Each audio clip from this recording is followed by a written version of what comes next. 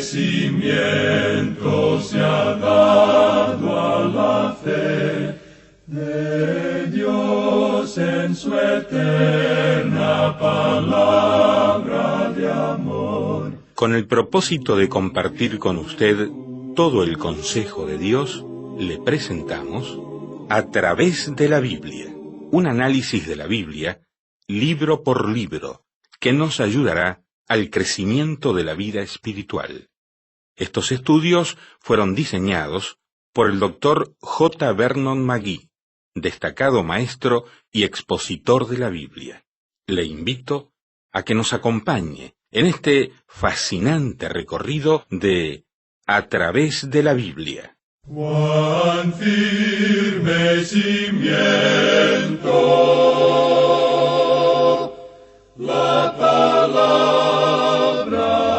de Dios. Continuamos avanzando en el estudio del libro de los Hechos de los Apóstoles. Le doy la bienvenida a otro grato encuentro con la palabra de Dios. El pasaje que hoy vamos a recorrer es el siguiente. Abra su Biblia en el libro de los Hechos, capítulo 10, verso 30, hasta el capítulo 12, verso 3, ese será nuestro recorrido.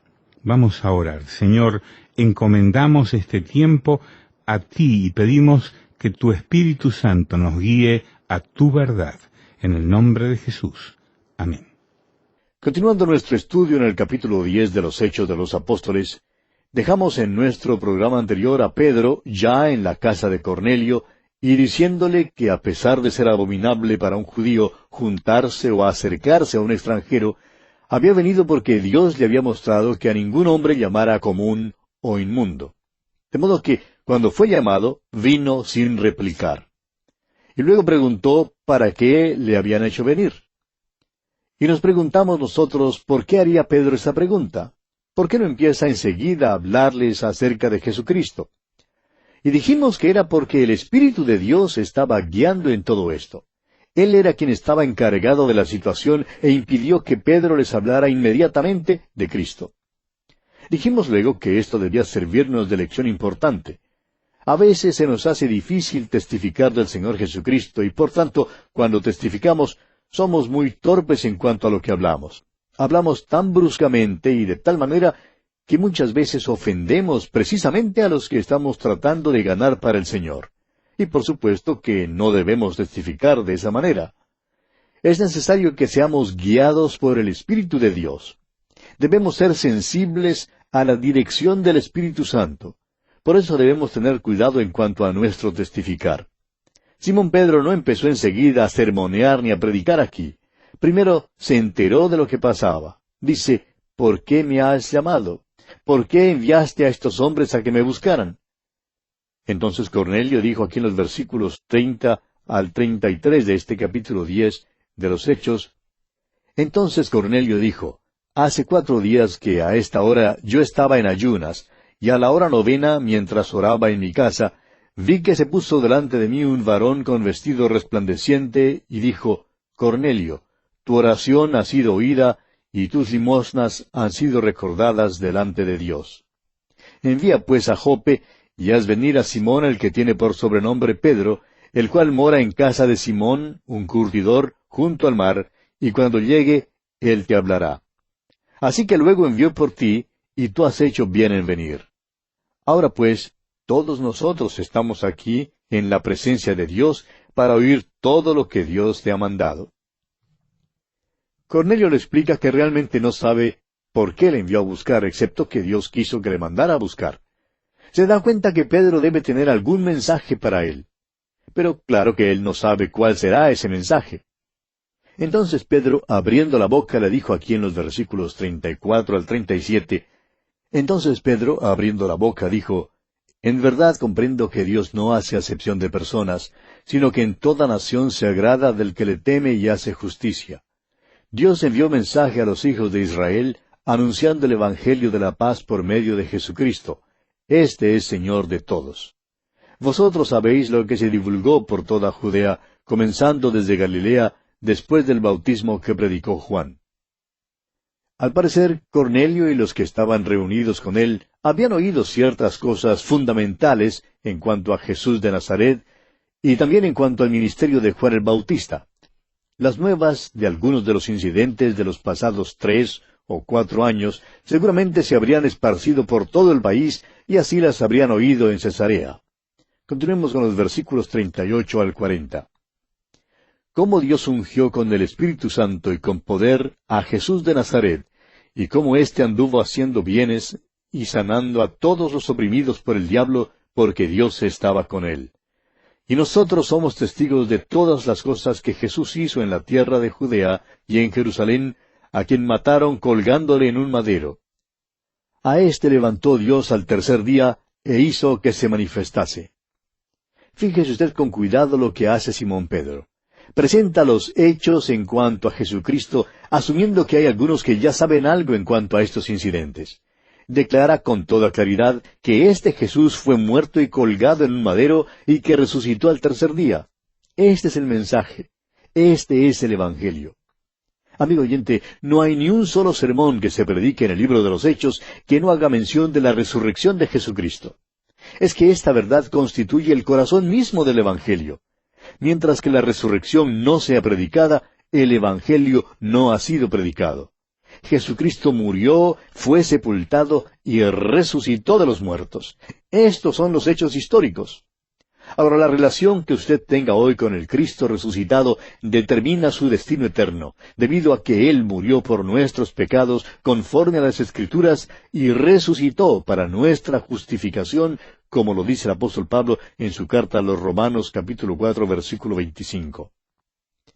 Continuemos con los versículos 41 al 43 de este capítulo 10 de los Hechos. Leamos primero la última parte del versículo 40. E hizo que se manifestase, no a todo el pueblo, sino a los testigos que Dios había ordenado de antemano, a nosotros que comimos y bebimos con Él después que resucitó de los muertos. Y nos mandó que predicásemos al pueblo y testificásemos que Él es el que Dios ha puesto por juez de vivos y muertos. De éste dan testimonio todos los profetas, que todos los que en Él creyeren recibirán perdón de pecados por su nombre. Recordará usted, amigo oyente, que hemos señalado ya antes que Pedro tenía sus debilidades y sus faltas. Suponemos que en realidad nos regocijamos del hecho de que Pedro fuera tan humano, porque todos somos como él. Yo mismo soy como él.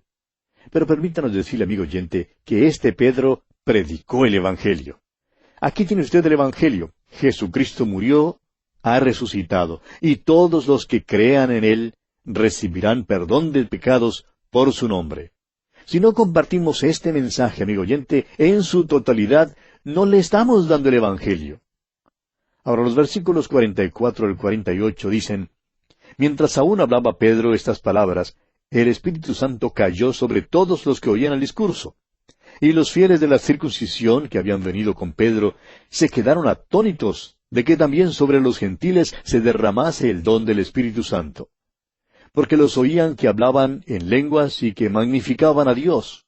Entonces respondió Pedro, ¿puede acaso alguno impedir el agua para que no sean bautizados estos que han recibido el Espíritu Santo también como nosotros? Y mandó bautizarles en el nombre del Señor Jesús. Entonces le rogaron que se quedase por algunos días.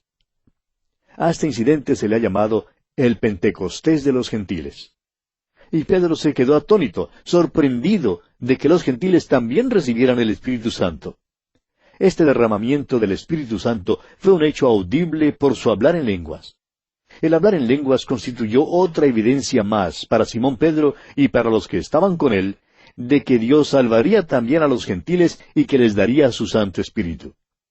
Pedro más tarde relata esto como evidencia de que estos gentiles habían creído en el Señor Jesucristo y que Dios había dado también a los gentiles arrepentimiento para vida eterna, como lo veremos en el capítulo 11. En el capítulo 15, versículos 7 al 11 de este libro de los Hechos, Pedro nuevamente se refiere a este incidente y dice que comprueba que el Espíritu Santo había sido dado a los gentiles y que son salvos por medio de la gracia del Señor Jesucristo, de la misma manera como son salvados los judíos. Es difícil para nosotros darnos cuenta, amigo oyente, de la gran barrera que existía en aquel entonces entre los judíos y los gentiles. Los judíos simplemente no podían creer que los gentiles pudieran ser salvos, aun a pesar del hecho de que el Señor les había dicho que esto sucedería. Permítanos, amigo oyente, dirigir su atención al hecho de que el libro de los Hechos de los Apóstoles nos presenta 3 conversiones representativas de toda la humanidad, ya que estas 3 personas son descendientes respectivamente de los hijos de Noé. El eunuco etíope era hijo de Cam, Saulo de Tarso era hijo de Sem, y Cornelio era hijo de Jafet. En cada caso, el Espíritu Santo tomó las cosas de Cristo, usó a un hombre de Dios como su instrumento y usó la palabra de Dios, porque la fe viene al oír la palabra de Dios.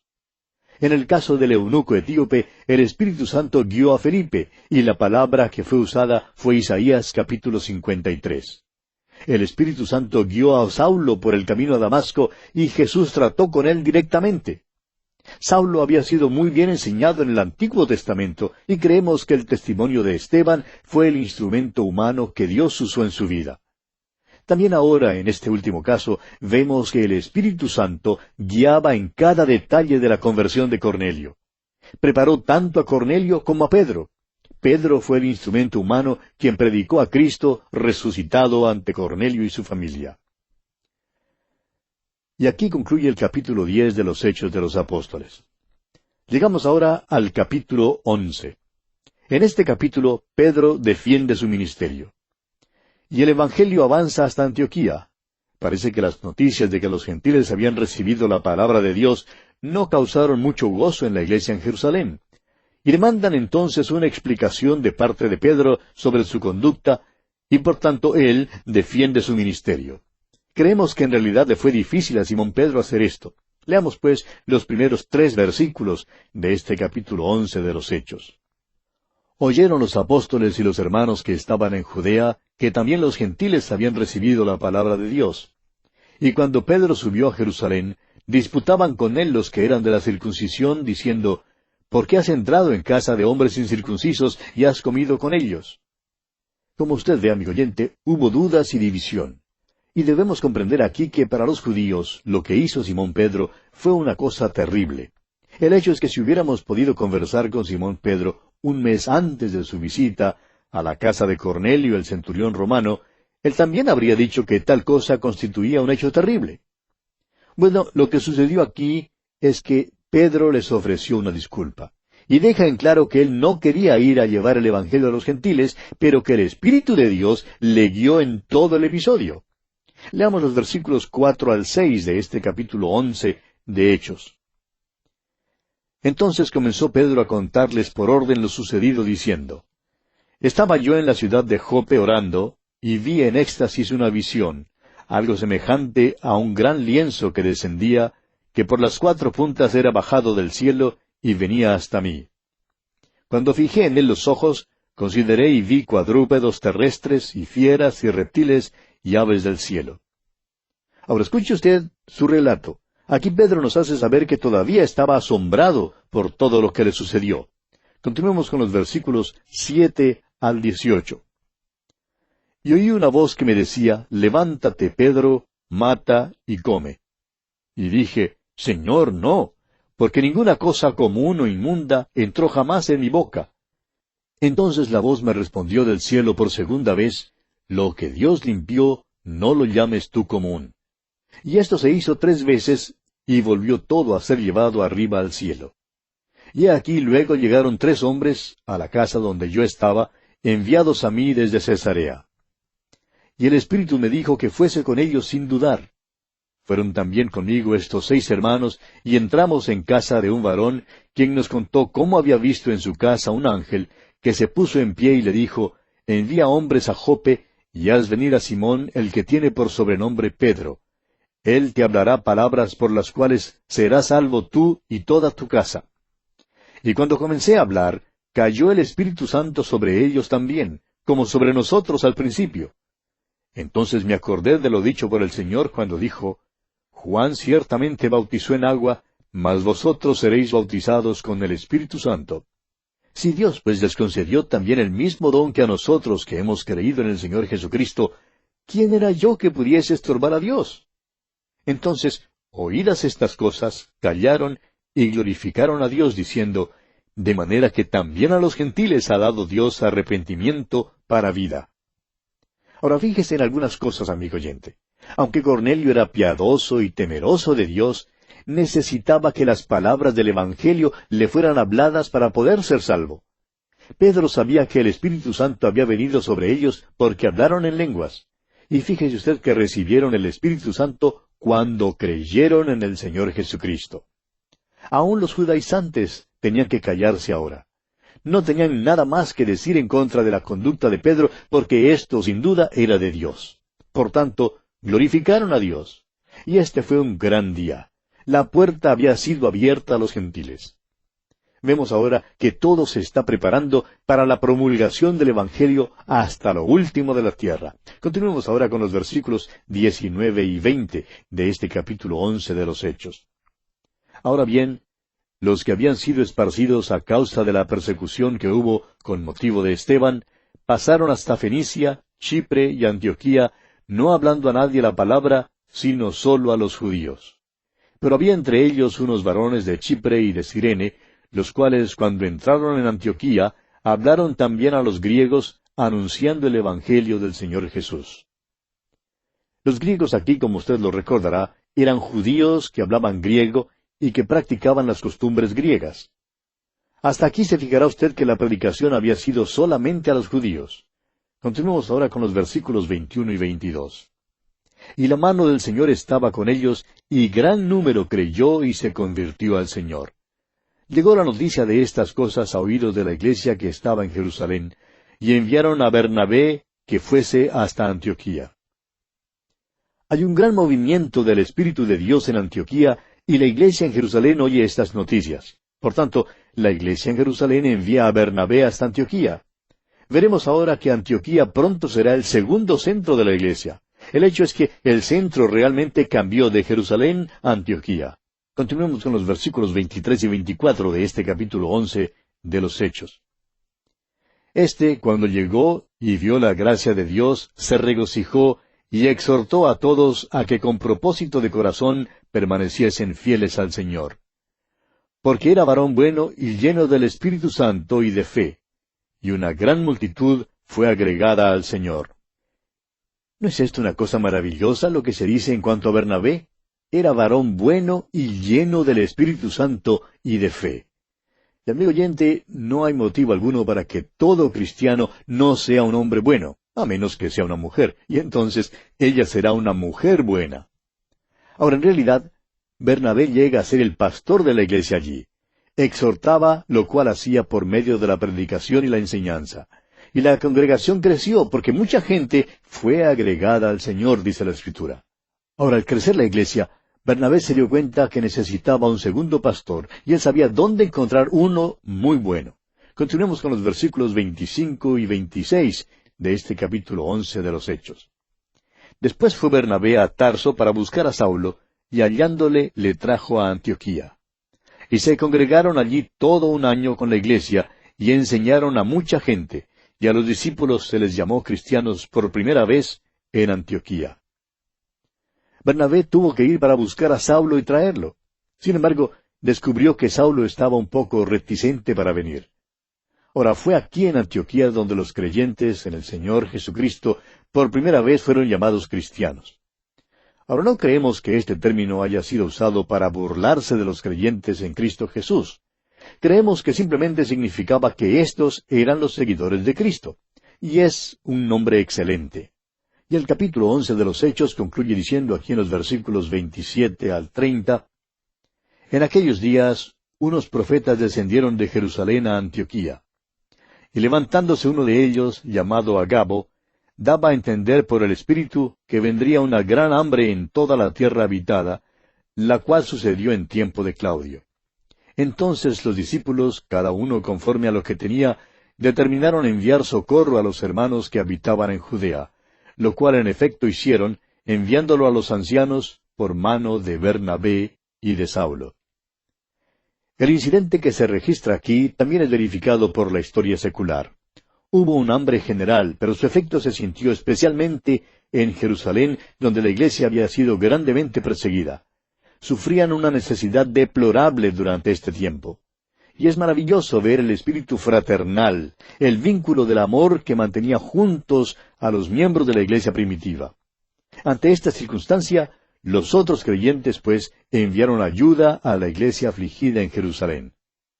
Ahora recordemos que Saulo había sido uno de aquellos que antes había hecho daño a la iglesia en Jerusalén por su persecución contra ellos. Cuán maravilloso es ver que en sus propias manos un Saulo transformado ahora trae socorro a esa misma iglesia. Esa es la verdadera cristiandad, amigo oyente. Así es como debe ser. Y pasamos ahora al capítulo 12 de los Hechos. En este capítulo encontramos la muerte de Jacobo y el arresto de Simón Pedro. Este capítulo describe un período de persecución. Alguien ha dicho que la sangre de los mártires es la simiente de la iglesia. Y es un hecho comprobado que al aumentar la persecución, la iglesia crece.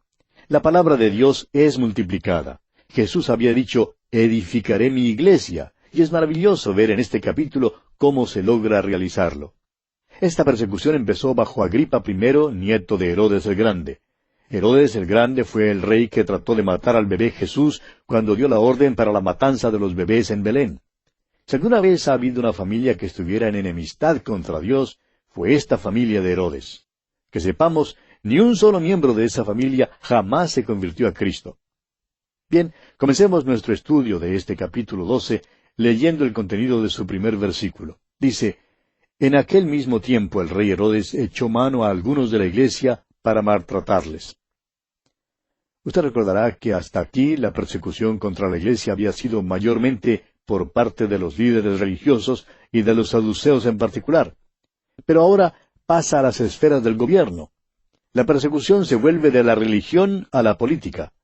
Y quizá Herodes hizo esto para tratar de ganarse el favor de ciertas personas y sectores influyentes. Lo que sabemos es que Herodes le echó mano a algunos de la iglesia para maltratarles, como dice aquí. Ahora quisiéramos aclarar aquí que la palabra maltratar no describe en realidad lo que hizo. La realidad es que el rey Herodes desencadenó una persecución brutal y despiadada contra la iglesia. El versículo siguiente nos dice lo que hizo. Y lo dice sin rodeos. Escuche usted el versículo 2 de este capítulo 12 de los Hechos. Y mató a espada a Jacobo, hermano de Juan. Jacobo se consagra así como otro mártir de la iglesia. Él es el segundo mártir que se menciona en la Biblia, pero en nuestra opinión que hubo muchos otros que ya habían muerto por el nombre del Señor Jesucristo. Ahora el versículo 3 dice, y viendo que esto había agradado a los judíos, procedió a prender también a Pedro. Era entonces los días de los panes sin levadura. Permítanos pausar aquí por un momento, amigo oyente, para hacer una observación especial en cuanto a esto. Jacobo es muerto, pero Pedro será milagrosamente preservado aún en medio de todo esto. Encontramos aquí un ejemplo de la voluntad soberana de Dios obrando en la iglesia. Estamos seguros que había muchos que se preguntaron, ¿por qué permitió Dios que Jacobo muriera mientras a Pedro le permitió vivir? ¿Por qué permitió Dios esto? Y muchos hacen la misma pregunta hoy en día. La respuesta es que esta era la voluntad soberana de Dios. Y Dios todavía obra así hoy en día, amigo oyente. Sus caminos son más altos que los nuestros. En muchos casos el Señor ha quitado por medio de la muerte a ciertos maravillosos miembros de una iglesia, y en cambio ha dejado a otros que quizá no son tan fieles. Ahora, ¿por qué hace eso? Quizá algunos piensen que Dios se ha equivocado al llevarse al miembro fiel y dejar a los que no son tan fieles. Yo, por ejemplo, no habría escogido a los que Dios había escogido. Pero, amigo oyente, permítanos decirle que todo esto está en manos de un Dios soberano. Dios obra según su propia voluntad y su propia manera. Usted puede rebelarse contra la voluntad soberana de Dios, puede decir que no le guste, pero permítanos decirle lo siguiente, amigo oyente, y vamos a decírselo con toda bondad. Es una lástima. Sí, es lástima para usted porque este es el universo de Dios y no el suyo. Es la iglesia de Dios y no la suya. Esta es la mano de un Dios soberano que lo mueve todo. Al parecer, pues, Jacobo fue uno de los principales líderes en la iglesia en Jerusalén, y Dios permitió que Herodes le diera muerte.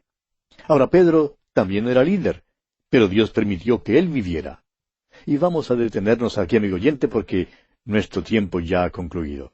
Continuaremos, Dios mediante, con esta interesantísima historia en nuestro próximo programa. Contamos pues con su fiel sintonía. Hasta entonces, que Dios le bendiga en manera abundante. Se nos fue el tiempo.